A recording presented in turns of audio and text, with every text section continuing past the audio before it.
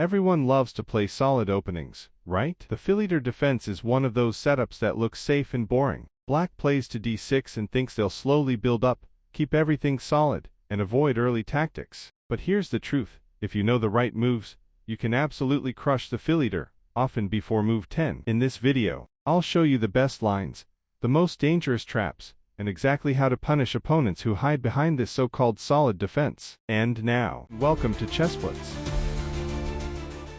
So, what is the Philidor? The Philidor starts after 1, e4, e5 2, knight f3, d6. Black doesn't defend with knight c6, but instead plays a modest pawn move, trying to be super solid. On the surface, it looks like nothing's wrong, but in reality, Black's pieces are passive, the bishop on c8 struggles to get out, and White has the center. That's why most top players avoid it completely. White's main weapon is simply to grab the center with d4. Already, you're threatening d takes e5 and controlling space. If Black plays e takes d4, you have two different options. If you are not a gambit player, and just want to use your better central control, recapture with the knight. Your opponent usually responds with knight c6, f6 or bishop e7, but it doesn't matter. Just play knight c3 and you're good. Okay, now for the trappy gambit players. Instead of recapturing with the knight, you can play bishop c4. If they guard the pawn with knight c6, just trade. You have your queen in the middle, but Black can't chase it away easily. If they play knight f3, they don't defend their pawn, but attack your pawn. The easy solution seems to take the black pawn with the queen and defend your pawn. That's okay, but Black can speed up their development by attacking your queen. The better move is actually to take with the knight. Your opponent usually proceeds to capture your e-pawn. You then pin their knight to the king, and it is not that easy to hang on to the knight. The only two working moves for them are queen e7 and d5. If they defend the pawn otherwise, pressure the knight more. With knight c6 and win material.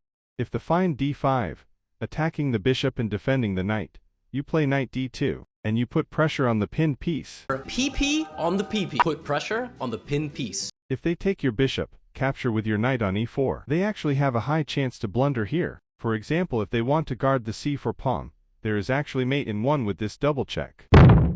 But they don't have to take your bishop. They can just play a waiting move, and you trade in the center. The material is even, but you clearly have the better development. If they play queen e7, just castle and develop normally. They should play either knight f6 or knight c6. If they play any other move, you usually have some kind of tactic. For example, if they play b6, you have this fork. If they play bishop d7, you can sacrifice your bishop and start this devastating king hunt, where you can win a lot of material, even if they play one of the best moves.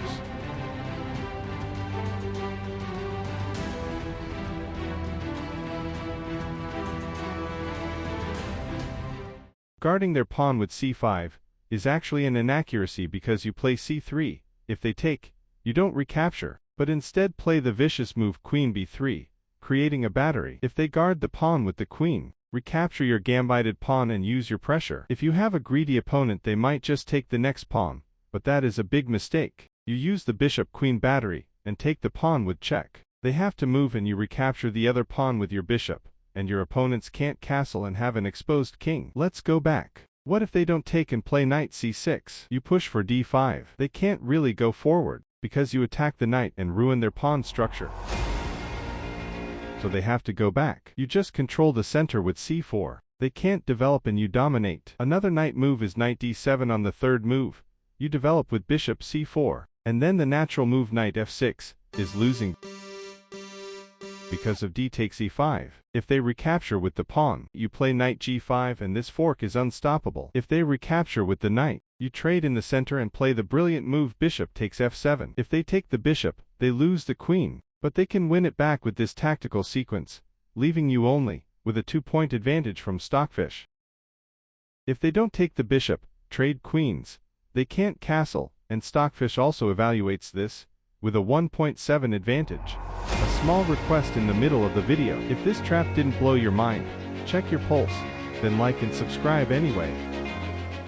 Another trap after knight d7 is when your opponent plays the move bishop e7. You trade pawns in the center, but they can't recapture because you form a battery with your bishop, and they can't defend themselves. For example, they need to defend mate with knight h6, you take with the bishop, they can't recapture because of mate, You bring your bishop back and you are completely crushing. But what if they recapture with the knight from this position? Just trade. Bring your queen to h5. You threaten mate in the e5 pawn. They can't defend both. After g6, take the pawn and attack the rook. Enjoy your 2.6 advantage. What if they play knight f3? Here you have again a trappy but dangerous move and a solid response. The trappy move is knight g5. The common move h6 is actually wrong, because you can sacrifice your knight on f7. If they take, you take the pawn in the center. They can't retake because they lose the queen, but they can actually winning it back with a similar tactic than previous, leaving you with only a 2-point material advantage. If instead of taking the pawn back, black tries to grab your pawn with knight takes e4, you give a check with your bishop. If the king moves to any square except e8, it will be exposed to quick attacks and material losses. But if the king goes to e8, it is even worse. You immediately play queen h5 check, and it becomes nearly impossible for black to escape checkmate. In fact, many engine lines show that black is simply lost on the spot, and it is almost impossible to escape checkmate. These are the top engine moves.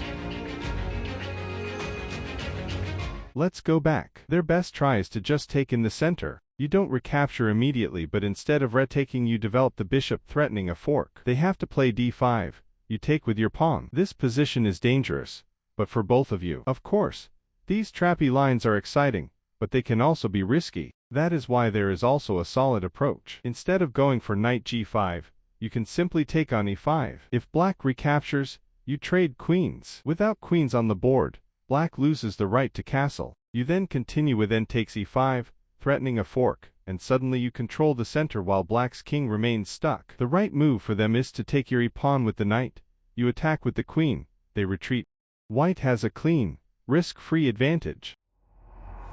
And there you have it, your guide to win against any solid Philidor player. Remember, the key isn't only to memorize the moves, but understanding the ideas, controlling the center, developing your pieces quickly, and punishing an unsafe king.